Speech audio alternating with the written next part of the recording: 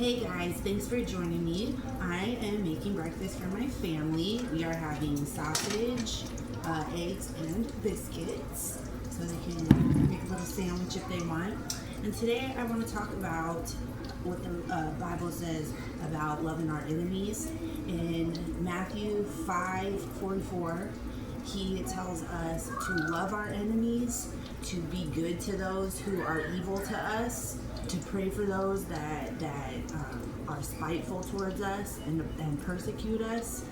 And I want to talk a little bit about that because I don't know about you, but for me in particular, that is an extremely hard thing to do as a Christian.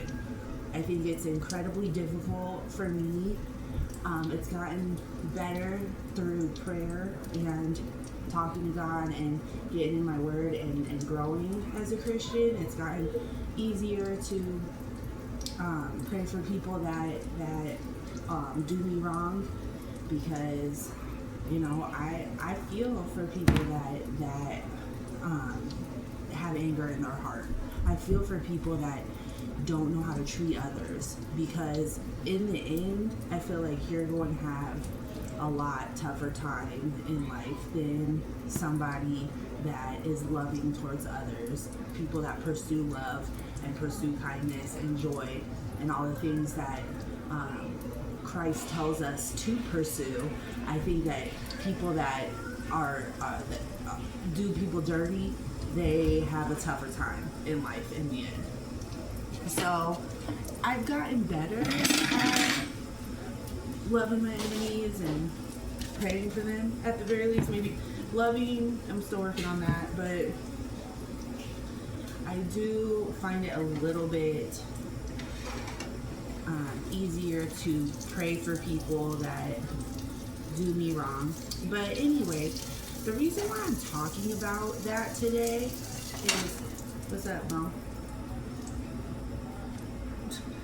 The reason I'm talking about that today is because that was my verse of the day yesterday. And little did I know that I was going to be confronted with a circumstance where I was going to need to put that verse into action. So let's just get into it. I mix maple flavored sausage with hot to kind of make it a hot maple sausage. I like the flavor of that. We're gonna do. But I took my kids to a birthday party yesterday, and this was a child that was my son's friend, my 10-year-old's friend, pretty much from the time that we moved here until now. They don't see each other as much. They didn't see each other as much because we went to one school when we first moved here, and then I moved them to a different one, and then now I homeschool. So they don't see each other all the time, but the mom invited us and said that he was having a pool party for his birthday, and then they were going to go to the arcade, Dave & Buster's, afterwards. And so we went, and everything was like cool or whatever, and then comes time for the end of the party, and the kid says out loud, "Mom, I just want it to be the three of us," talking about him and two other kids, excluding my son. "I just want it to be the three of us."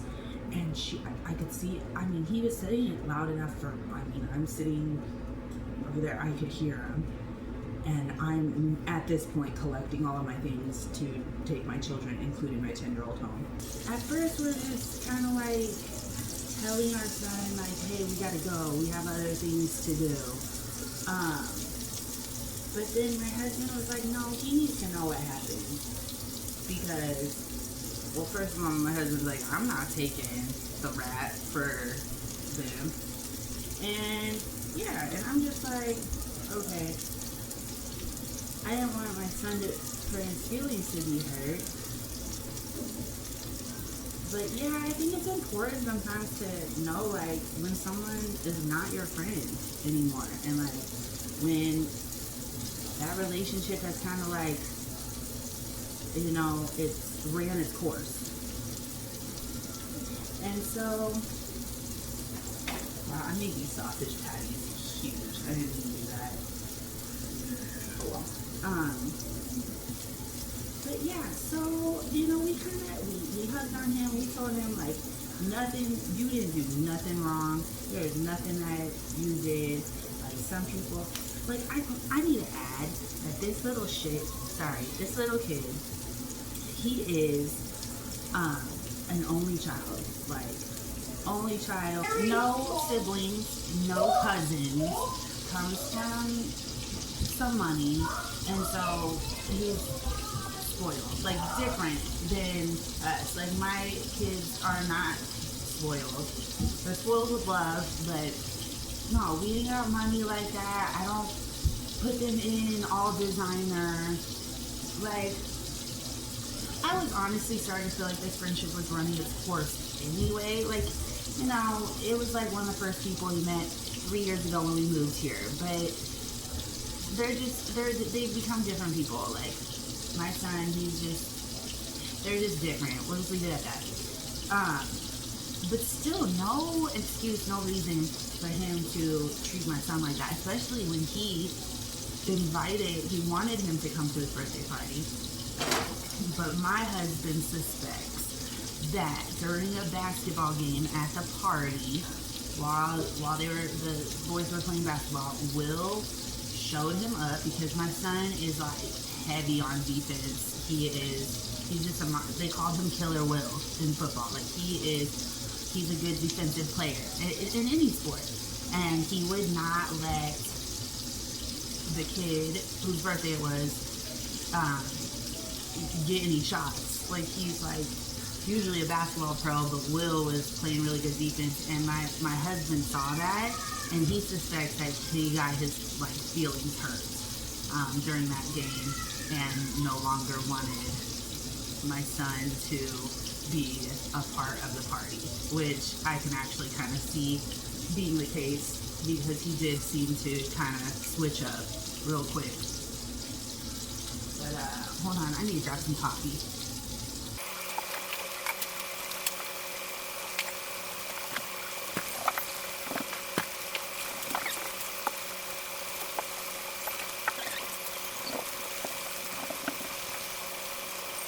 Good.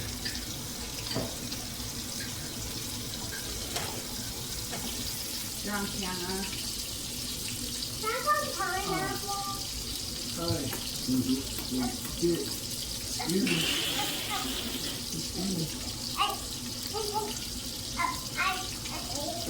This is my best one. Yes, that is your pet. And this is mine. This is our doggy, Sarai.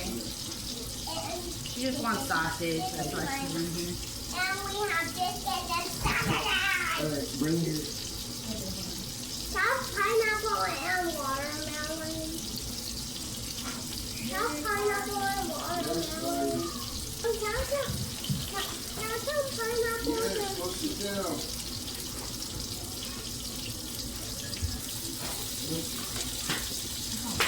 Ow.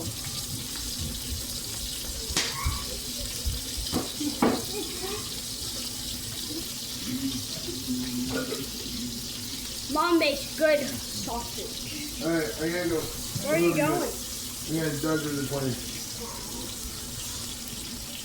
Don't be bad.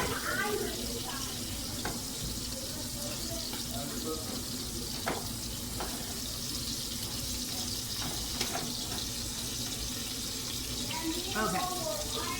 So anyway, where were we? Yes. Let me just tie this in now to how this, relates to scripture. There will always be circumstances in our lives as Christians where we are wronged by people, and it doesn't seem fair. And you know what happened? Yeah, what happened to my son yesterday was so unfair, and I wanted to verbalize that. Hold on. I wanted to give the mom a piece of my mind, because even though there was no way after I saw that little temper tantrum that I was gonna let him go to the arcade, I really wanted to check the parents, because like, yo, for real, like, you're just gonna let your son be disrespectful to somebody that just came to his party, and like, you know, tell him that it's okay to treat people like that, because that's what you're doing by giving in to him, and because it's his birthday, and letting him treat someone that came to his party like that. You're telling him it's okay to get away with anything. Like, you are. Because like I said, if it was my kid's party, and if birthday and somebody came, and then all of a sudden they switched up and was like, oh, I don't want them to come to the other part of my party. I don't give a shit. They came to your party. Like, we're not gonna exclude nobody like that. Because that's just the type of mom that I am. And that's the type of person I am. Like, come on. I don't treat people like that, and I don't let my kids treat people like that. So I really wanted to go off, like, for real, because I could just see the tears welling up in my kid's eyes, and I really felt super mama bear in that moment. I wanted to defend him, like fuck you and your kid. Like, I wanted to go off, but I didn't. And after some time, like after, you know, consoling my child, he didn't really cry. Like, he teared up, but like, he didn't really cry. Like, after talking to him, like, he actually like was kind of like, he's not my friend anyway. Like, I think he took it way better than like I did. I was his mom. He took it better than me. But, oh, hey, Pop.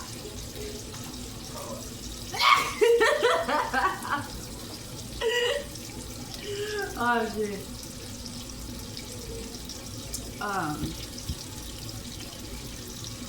Pop, do you need something? Okay. You can get some, you'll just be on camera.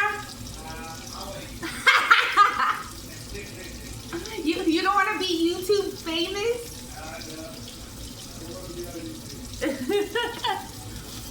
Oh, shit. I love that sound. He was fine. He took it fine, and he didn't want to go anyways, like, knowing that that kid was being a dick. But I was reminded of that verse, though, that, like, you know, we are going to have people hurt us. Even if it's a freaking 10, 11-year-old. Like, this kid hurt me. Okay? Like, for real. Like, I was hurt yesterday because I was bullied when I was that age. And so I am very protective, and I take it very hard if my kids are not treated well.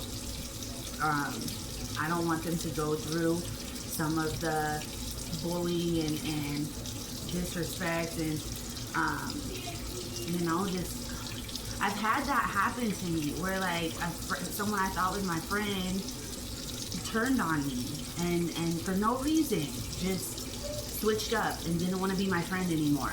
And so that, like, was triggering for me, because I was seeing kind of, and my son is a lot like me in a lot of ways. He's very you know, he's very smart. He's smarter than I was, but he's quirky. He's very athletic, and he's very competitive. But he's quirky. He dances to the beat of his own drum, and I see so much of. He's half and half. I see so much of his dad in him, but I also see so much of me in him too. And so, like, I don't know. He loves to be everybody's friend. If you want to play with him, it's inside. Like he will play with you. He don't exclude people. So that hurt my heart to see that. And so yeah, we need to understand like I don't know. I guess it was crazy because when I saw that verse yesterday, I wasn't really expecting my hurt to come from a kid. You know, like really. But it can come from anywhere. It can come from anybody. And so that was unexpected for me to see him as like my little enemy that I needed to pray for. Like really. Because like I said, I mean I think that he, you could look at it on the outside like, oh, he has everything and stuff. And it's like, no, he don't. He is spoiled because he is alone. He is alone. My kids they are never lonely. They are never lonely. If anything, they want to be alone sometimes because they always have each other. Always have someone to play with. They're always up in here yelling, making their own little games and stuff. They always have each other. This kid don't have nobody. And so he's spoiled rotten. And from the outside, like some people might be like, oh, he has everything. It's like, no, he has things. He has material things that compensate for not having people around him, not having, And so, I had to take a step back and just, you know what, I pray for y'all. I pray for y'all. I don't want to be a part of anything y'all have going on. I had to separate myself. But, yeah, like, we have to learn how to pray for people that hurt us. Otherwise, we will be stuck in that place of anger. Like, I've been hurt by my own parents. Like, they hurt me bad. And we don't have a relationship anymore. And that's unfortunate. But I've let go of a lot of anger that I had towards them. I do pray for them. I do. And I don't wish any bad or any harm on them. And because of that, I'm able to move on with my life. You will never maybe forget how people hurt you or what they do to hurt you. You might never forget that. And no, you might not have relationships with people. I don't believe that God calls us. He doesn't say it in the Bible that you must still maintain relationships with all the people that hurt you. He doesn't say that. He doesn't say that we still need to be best friends with everybody. That we need to fake it and pretend to be friends with people that are not our friends. Like he doesn't call us to do that. But he does call us to love our enemies. And that's taken me a long time to understand that. Because I'm like, I don't really love you. But just like the love for your kids is different than the love for your spouse, the love for your enemies is different as well. Love for your enemies does not mean that you are best friends and go get coffee together. It doesn't mean that you are required to have fake phone conversations. Hey, how you doing, friend? That's not what love your enemies means. Love is just simply the opposite of hate. You don't wish harm on them. You don't wish bad on them. You pray that God reaches them and and speaks to them just like you want him to reach you and speak to you. We're all in need of his mercy. We are all in need of his grace. Even though, you know, this family hurt me yesterday by doing something shitty to my kid, you know, I'm sure I've done shitty things to people too and made people feel bad in my life as well. I am not innocent in any way. I know that I used to be someone who wasn't very nice to people, and I've had to ask for forgiveness for that and repent from that, because I have not always been a nice person. God has changed me a lot, and he's still working on me. But yeah, I know I'm not innocent either, so I can't, you know, I can't play like I've never done anything mean to anybody before either. Especially at 10 years old, I probably did too. But the point I'm trying to make though is just, people are going to hurt you your whole life. They really are. People are going to let you down. And people are going to show their ass and show who they really are inside. But God, to reach a place in our humility, in our ability to set our emotions aside and be like, yeah, that person hurt me, but you know what, I'm going to love them anyway. That person did me wrong, but I'm going to pray for them anyway. And there's so much power in that, guys. So much power. You don't even know. The enemy, he is counting on us to not do that. He's counting on it. Most people don't. Let's be honest. Most people don't pray for their enemies. Most people say, fuck you, have a great life, go to hell. Like, they, you know, most people, they curse right back. They're tit for tat. They're like, oh, you cursed me, I'm gonna curse you right back. And that is not what Christ tells us to do. That is not what he wants us to do. Even though it feels good, that's our flesh speaking, and it's not the right approach. As much as we in the moment want to match energy, it's not the right approach. And ultimately, it doesn't make you feel better. It doesn't. It just feeds your anger. It feeds your anger. You will stay in that place of anger. And that is really unhealthy to hold on to in the long term.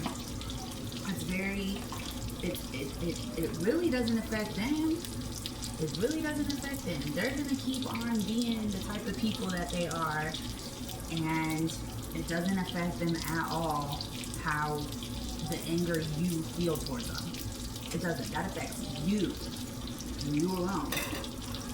So, but when you pray for your enemies, when you don't bow to your emotions, when you don't allow your emotions to dictate how you treat people, or even how you reciprocate treatment, that has so much power. And that makes you a stronger person, emotionally and spiritually. It makes you stronger. It gives you resiliency. It gives you the ability to not let anger and sadness dictate your day. That's powerful. I don't know about you, but back in the day when I would get angry about something, it could very potentially ruin my entire day. Looking back, I can't believe that. I can't believe that my emotions had so much power over me, but it did. Like, if something pissed me off, if something made me sad, I would be in that mood and there was nothing you could do to get me out of that mood. I would not move on easily at all. I just would stay, I'd pout, I would be a fucking crybaby about everything. Everything, because just one little thing pissed me off. One little person said something that threw my mood off, and I would stay in that mood. And I am so glad that God has given me the ability to not have that power over me anymore. That was bondage. That was bondage to my own emotions, and I don't want to be that person anymore. I don't want to be there anymore. We have to reach a place where we understand that this is a broken world. We are a broken people, and people are going to hurt us. People are going to do us wrong. Some people aren't raised right, and some people are just lost, just like you were, just like I was. You know, we're lost people, and we're all in different journeys of our walk. Some people are not even on a walk with God, and that really should give you reason to pray even harder for those people, because you know, at least you're saved. At least you know the truth about the gospel of Christ. At least you know, are trying to be a better person, and you know, you're on your way of trying to learn how to treat others well and treat others kindly. You know, some people are not even on that walk, and that's why they're treating you so badly, because they don't even have the Holy Spirit in them. That's a reason to pray for those people, because that's a scary spot to be in, especially in these times. This is the end times, y'all. This is the end times. We do not have time anymore to sit around and act like we don't know what the truth is. We know the truth. There is one truth, the way, the truth, and the life, and there is only one way to God. And you better get on that train. You better get on that train, because that's the only train to be on.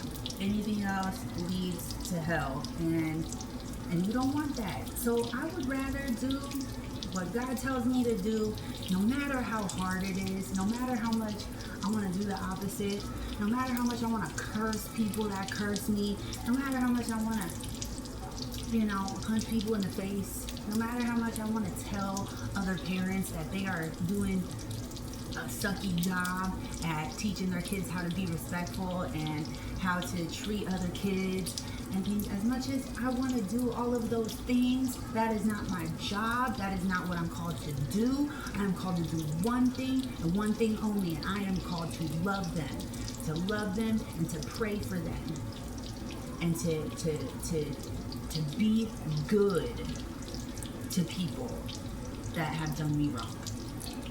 That's all I'm called to do. I'm not called to be tit for tat and reciprocate the bad treatment that they've given me. I am not called to sit there and stew over what they've done to me, and to sit there and talk shit about them. I am called to simply pray and move on with my life, because staying in that place of anger, staying in that place of hate, staying in that place of cursing others, it is just going to affect you and your walk with God. And that is not, it's not something you want to mess around with. I want to grow in my faith. I want to grow in my relationship. I don't want to take steps backwards. I've done that too many times in my life. And I wonder sometimes how further I would be in my relationship if I would just listen to the word, instead of thinking it don't apply to me, or thinking that there's another way, or you know, or simply just being disobedient to what he calls me to do. I don't want to be that person anymore. So I just tell the people out there that struggle with this verse, you are not alone. I think every Christian, me included, struggles with praying for their enemies, loving their enemies. Some of it, I mean, the thought of it can just make you be like, no, Not me, not today, Lord. Not today. Not after what they just did. No. But there are no exceptions. There aren't. He didn't say, love your enemies except this one. Love your enemies except the ones that did this to you. He doesn't say that. If he wanted to be specific, he would be. He's very specific about a lot of things in the Word. And this one, he's not calling it out any exceptions. He's saying to love your enemies, to be good to those that do you wrong, and to pray for those who persecute you and abuse you. That's as tough as that may be, as hard as that may seem to do. It's what we're called to do. And just watch what happens when you obey. Watch what happens when you do choose to do those things. I think you'll be amazed. I think inside we always are like, oh, like we think it's gonna make us more mad. Like we're gonna be angry at ourselves for giving in and praying for people that are our enemies, but it has an effect that you wouldn't expect. You feel peace, you feel joy, you feel the ability to detach from that situation, to not let it fester over you, and that's God. That's what He does when you choose to obey and when you choose to pray. Is He sets you free from the bondage of that anger. He sets you free from the bondage of holding on to what people do wrong to us. Hi, Joes. He sets us free from that, and that's why when you're really living a Christ-centered life, people are like, how are you so happy all the time? How are you so full of joy and peace and, in the midst of all the things going on, how are you able to be so full of happiness and the ability to move forward and forgive and things like that? And it's just, there's no other way to explain it, but it's the power of the Holy Spirit that lives within you. That's it. It's nothing I did. I didn't just grow as a person on my own. I didn't do any of that. That is God and Him working through me and my willingness to allow Him to come in and make a change in my heart and in my mind. Be careful, Lulu. That's hot. I hope this touched somebody's heart today. I hope that you're able to understand a little bit about the power of loving your enemies and forgiving your enemies and praying for them. And just give it a try. Like I said, just give it a try. When somebody does you wrong, say, you know what? God bless you. You know what? I'll pray for you. I'll pray for you. And mean it. Don't say it sarcastically. Really mean it. Pray for those people and see the difference it makes. See the difference it makes in your attitude, in your entire mood, in how you are perceiving that wrongdoing. See how it changes.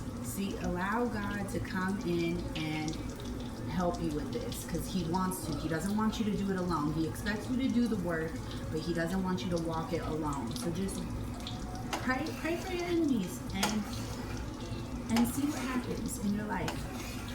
I guarantee that it's like going to the gym. Like, it's hard to do, but once you're there, you don't regret it. It's the same thing. It's hard to do. It's hard to pray for your enemies, but once you do, you won't regret it. You won't regret what it does in your heart. I promise you. Well, this was fun, but we are ready for breakfast now, and I'm gonna go feed my babies. Thank you for taking some time to listen to my heart. I love you guys. If you have any comments, any questions, leave that below. And yeah, have a great, blessed day. See you next time.